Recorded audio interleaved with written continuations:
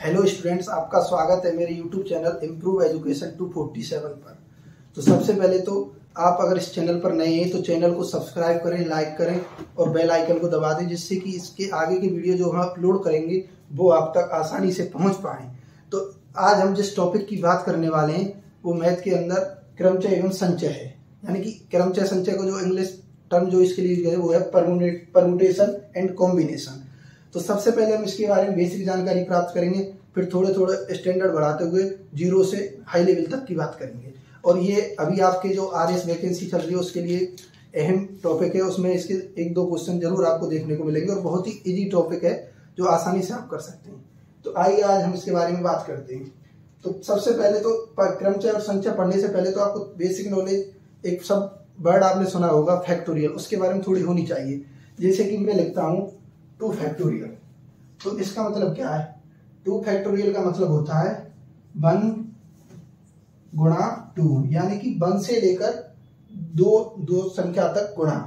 मैं लिखूं मान के चलो 8 फैक्टोरियल, तो इसका मतलब होता है 1 से लेकर 8 तक की संख्याओं का गुणा, 1 2 3 4 अप टू 8। इसी प्रकार से n फैक्टोरियल अगर मैं लिखता हूं तो इसका मतलब होता है 1 गुणा 2 गुणा 3 into dot dot dot n।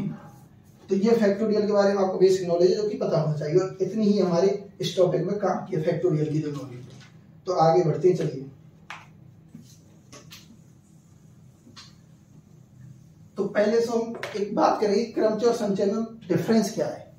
देखिए, क्रमचय और संचय दोनों जो टॉपिक हैं दोनों एक दूसरे से रिलेटेड हैं।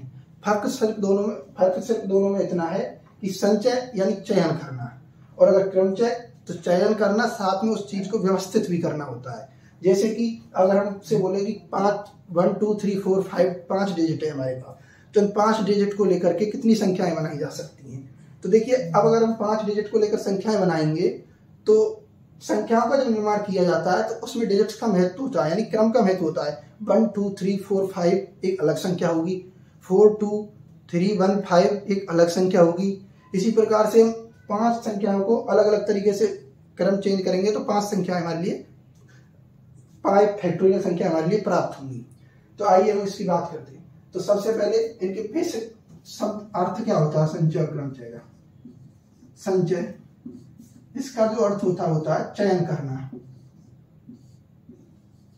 जैसे इसमें हमारे लिए जो शब्द वो देखने को मिलेंगे क्वेश्चन, 5 में से 3 शब्दों का चयन कितने प्रकार से किया जाता है। 5 मजदूर है, उनमें से 3 मजदूरों का चयन कितने प्रकार से किया जा सकता है। या फिर 6 अल्फाबेट दे रखे हैं ABCDE, इनमें से 4 का चयन कितने प्रकार से किया जा सकता है, जबकि B उसमें अवश्य हो। तो इस प्रकार के आपको क्वेश्चन देखने को इसमें मिलेंगे। एक होता है क्रमचय।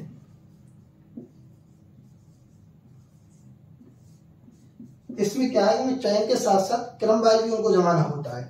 जैसे इसको अगर हम लिखें तो चयन करना प्लस उसको साथ में व्यवस्थित भी करना।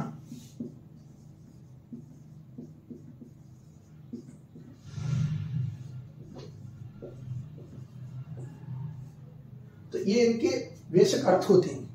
तो आइए इनके फॉर्मूलों के बारे में हम थोड़ी जानकारी लेते हैं।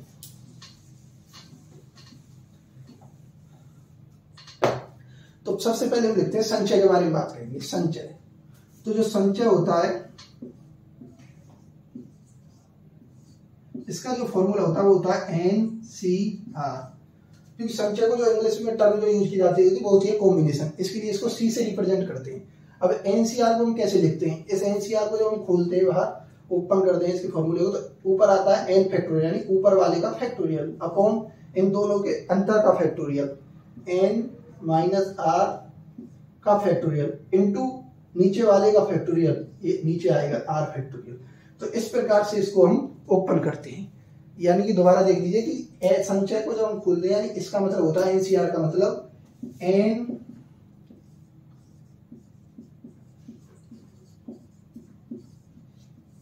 वस्तुओं में से r वस्तुओं को चयन करने के तरीके। इसका एनसीआर का मतलब होता है एन वस्तुओं में से आर वस्तुओं को चयन करने के तरीके। और ये आपने फॉर्मूला इसका देख दिया, एनसीआर बराबर होता है N factorial upon N minus R factorial into R factorial. तो चलिए आप आगे बढ़ते हैं। तो इस पर एक दो एग्जाम्पल करते हैं इस पर बेस्ड। तो देखिए पहला एग्जाम्पल, सबसे पहले तो आपसे कोई भी वैल्यू देख के आपसे मान ही पूछ सकता है। जैसे मान लीजिए फाइंड 9C6, तो इसकी हम वैल्यू कैसे निकालेंगे? तो अभी मैंने आपको फॉर्मूला बताया था NCR बराबर n factorial upon n minus R factorial into R factorial. ये इसका फॉर्मूला। तो इस फॉर्मूले को इसमें लगाइए। देखिए 9C6, तो सबसे पहले क्या करता है, ऊपर वाले का ऊपर फैक्टोरियल 9 फैक्टोरियल अपॉन नीचे इन दोनों के अंतर का फैक्टोरियल, तो 9 माइनस 6 फैक्टोरियल इंटू नीचे वाले का फैक्टोरियल, ये नीचे आएगा तो नीचे क्या है 6, तो 6 का फैक्टोरियल। तो अब इसको सॉल्व कर लीजिए। 9 factorial upon 9 minus 6 3 factorial into 6 factorial. अब 9 फैक्टोरियल को हम कैसे लिख सकते हैं, 9 गुणा 8 गुणा 7 गुणा 6 5 4 3 2 1 आएगा, तो उसको हम 6 फैक्टोरियल ही छोड़ देंगे क्योंकि हमें नीचे इसमें 6 फैक्टोरियल दिख रहा है, तो हम उस कैलकुलेशन से बचेंगे। फालतू में जो कैलकुलेशन हमें आवश्यक नहीं है उसको नहीं करेंगे, तो हम 6 फैक्टोरियल को छोड़ देंगे और नीचे जैसे 3 फैक्टोरियल कैसे करेंगे, 1 इंटू 2 इंटू 3 इंटू 6 फैक्टोरियल। तो 6 फैक्टोरियल से 6 फैक्टोरियल आपका कट जाएगा। ये 3 है, इससे 9 3 बार टाइम कटेगा, इस 2 से ये 8 4 टाइम कटेगा, तो 3 इंटू 4 12 और 12 इंटू 7 84। तो इसका जो आंसर आएगा वो आएगा 84।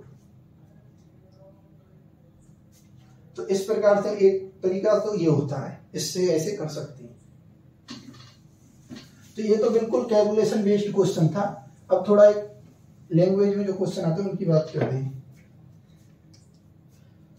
तो ये देखो, ये क्वेश्चन अगर लैंग्वेज में होता तो इसको कैसे देता कि 5 खिलाड़ियों में से, ये मैंने खिलाड़ी लिख दिया, आप कुछ भी कोई भी चीज के बारे में हमसे पूछ सकता है। जैसे 5 खिलाड़ियों में से 3 खिलाड़ियों का चयन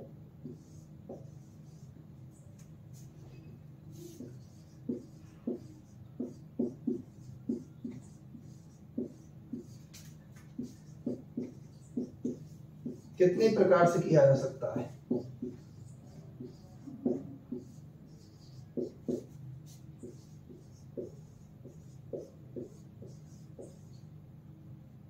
ये बिल्कुल उसी टाइप का क्वेश्चन है जो अभी आपको मैंने सॉल्व कराया था।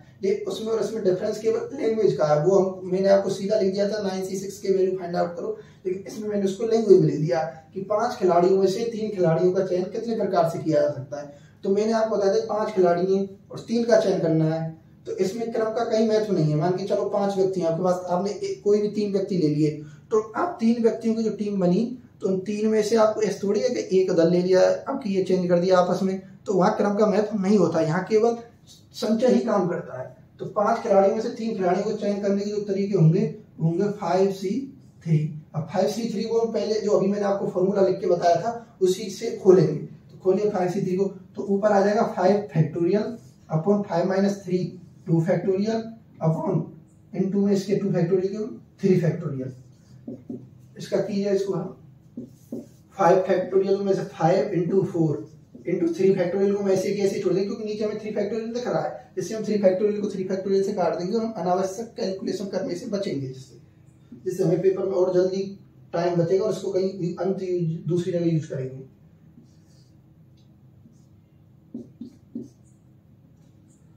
तो 2 से 2 टाइम गया, 5 इंटू 2 इंटू ये 3 फैक्टोरियल, ये वाला 3 फैक्टोरियल कैंसिल हो जाएगा। इस 2 से 2 टाइम चलेगा, 5 इंटू 2 10। तो 5 व्यक्तियों में से 3 व्यक्तियों का चयन या 5 खिलाड़ियों में से 3 खिलाड़ियों का चयन 10 तरीके से किया जा सकता है। चलो अब आगे बढ़ते हैं।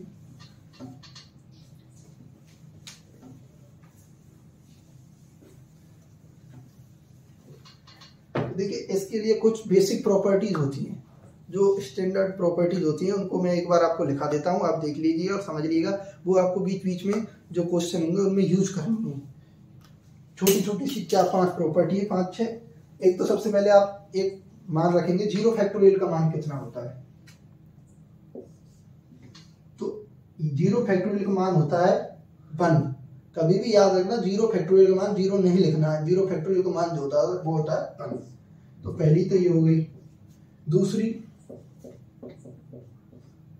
NCR बराबर होता है NCN माइनस R, यानी NCR बराबर ऊपर वाला N इन C और नीचे जो बेस में आता है वो इनका अंतर लिख रहा हूं, तो ये दोनों का मान होता है बराबर। तीसरी जो वैल्यू होती है NC0 बराबर होता है NCN बराबर 1। इन दोनों की वैल्यू 1 होती है। इसको एक बार आपको मैं खोल के बता देता हूँ यहाँ पर, ये आपको डायरेक्ट याद रखनी है, जिससे आपकी स्पीड में इससे बहुत फायदा पड़ेगा। जैसे NC0, तो इसको हम कैसे बोलेंगे, n factorial upon n minus 0 factorial into 0 factorial. तो n factorial upon n minus 0 n factorial into 0 factorial. n factorial गया, 0 फैक्टोरियल के लिए मैंने अभी बताया था वैल्यू होती है 1, तो ये क्या बचेगा यहाँ 1। इसी प्रकार से NCN को खोल सकते हो आप। जैसे देखिए अब हमें बता देता हूँ एक बार खोल के आपको। तो NCN को जब ओपन करोगे तो ऊपर आएगा n फैक्टोरियल इंटू नीचे इन दोनों का अंतर n minus n factorial into n factorial. तो ऊपर n फैक्टोरियल बचेगा, नीचे n minus n 0 factorial into n factorial. तो वही पहले वाला बच गया, इसको उसी तरीके से सॉल्व करके इसकी वैल्यू आ जाएगी। पर तो ये आपको डायरेक्ट याद रखनी है, NC0 बराबर NCN बराबर 1।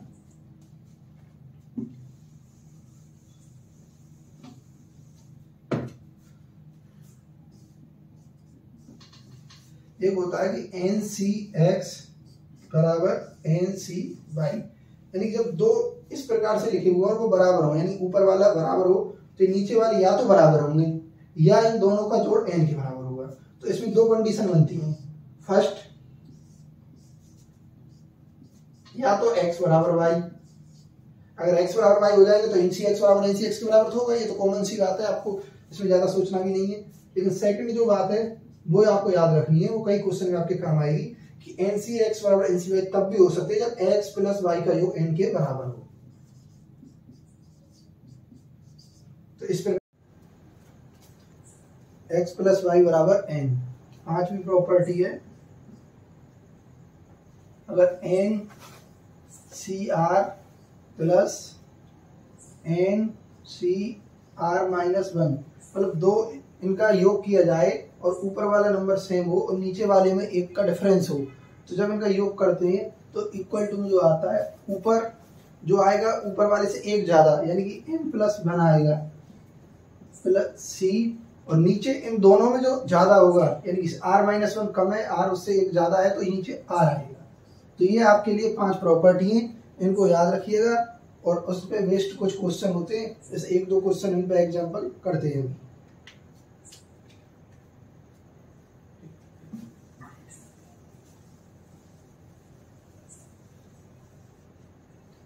तो ये प्रॉपर्टी जो है इंपॉर्टेंट प्रॉपर्टी है, इस पर बेस्ड क्वेश्चन खूब आते हैं। तो पहले एक क्वेश्चन हम इसी पे करते हैं।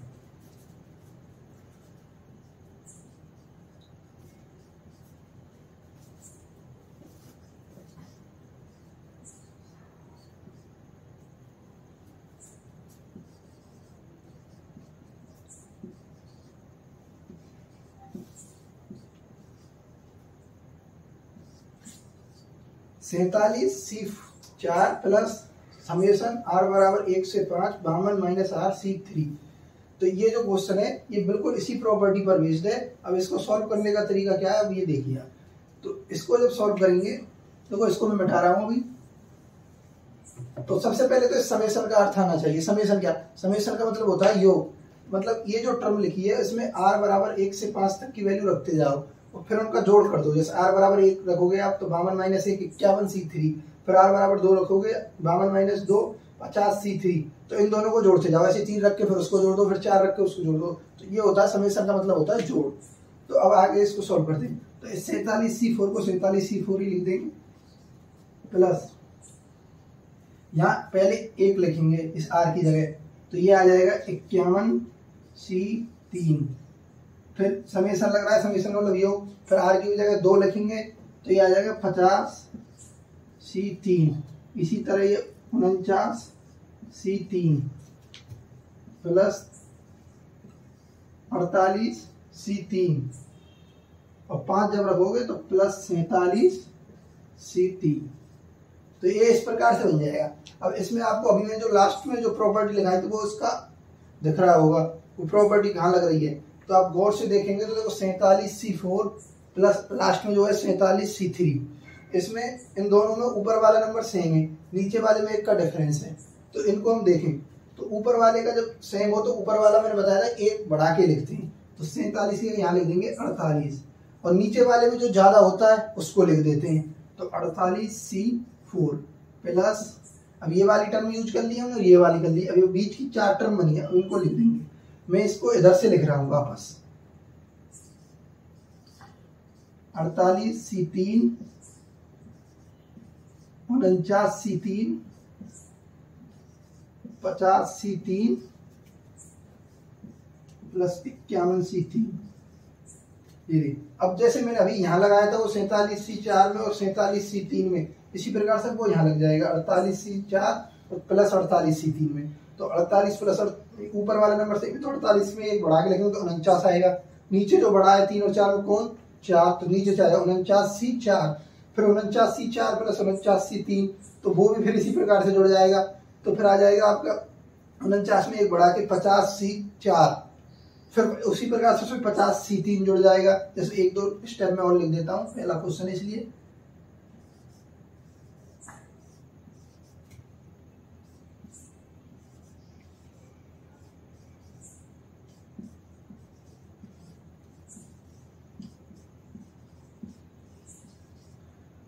इसको आप वीडियो पॉज करके नोट कर सकते हैं, आगे लिख लेना। मैं ऊपर से थोड़ा मिटा रहा हूँ क्योंकि यहाँ आगे लिखने के लिए जगह नहीं चाहिए।